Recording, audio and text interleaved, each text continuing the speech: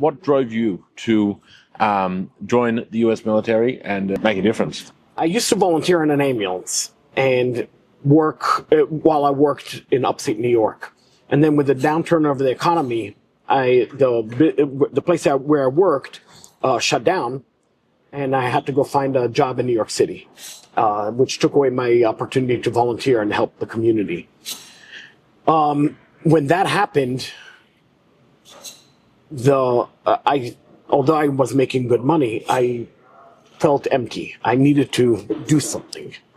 And I started looking for a shluchus opportunity. And eventually, after looking many different places and not finding anything, someone told me that Aleph was looking for rabbis to serve in the military. And my initial reaction was, why? They have Rabbi Goldstein. That was my initial thought process. And like they have the representative guy that goes to events. I didn't know anything else, right? But after discussing with my wife, I went to the open house that was held at the Shluchim office in New York, and there were about 35 people sitting in the room, and Rabbi Goldstein, Rabbi Dresden, and several others were presenting to us what it's like to be a chaplain in the military. And as they're mentioning different things, deployments, people are getting up and leaving the room. They're like, oh, you need to move every so often. People are getting up and leaving the room. And at that point, towards the end, I texted my wife. I said, I think this is it. So my wife told me, why don't you go daven, write to the Rebbe, and ask for guidance? Which is what I did. I went to the Ohel in Queens, and I davened. And Ashgacha brought the stories that on the way out of the Ohel in the video, I saw a uniformed chaplain come by the Rebbe. And what struck me from the video was that the Rebbe was talking to him about the duties of a chaplain in the same manner that I just heard the job description of what's expected. And I kept on thinking to myself, here is someone that's well decorated. I could see on his uniform he's well decorated. I didn't know, at the time, I did not know who he was. But the Rebbe is talking to him about the basic principles of a chaplain's job. And the only thing going through my head is the Rebbe is talking to him or through him to me.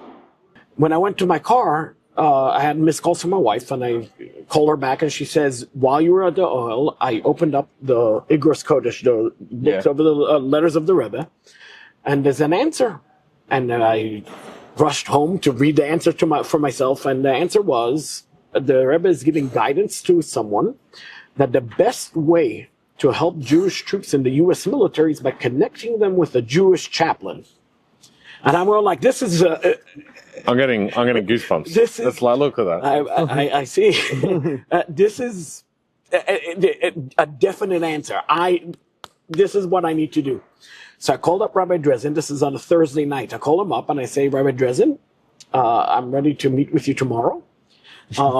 Monday I'll start. And he started laughing. He says, we'll meet tomorrow, but it's going to take us maybe 3-4 months to process the paperwork until you get everything together.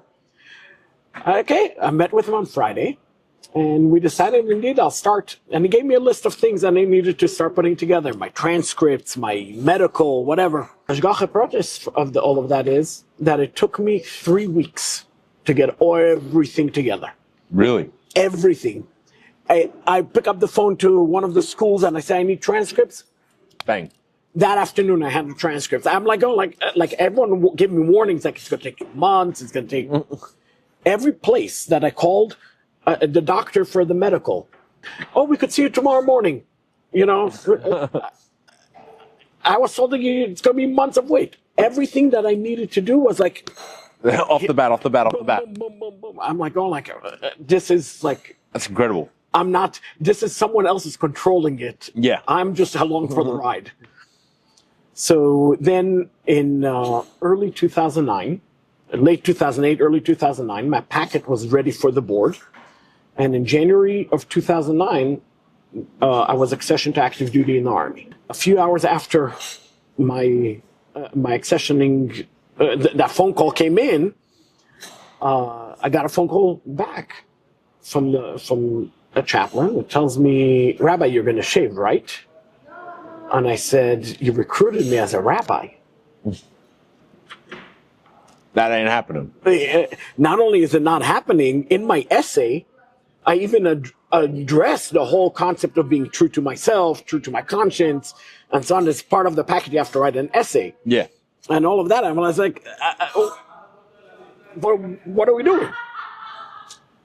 So they said they'll get back to me. Mm-hmm. But then there was radio silence. I didn't hear anything back for a while.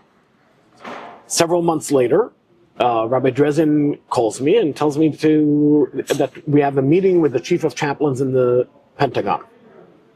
And here I am. I'm not in the military yet.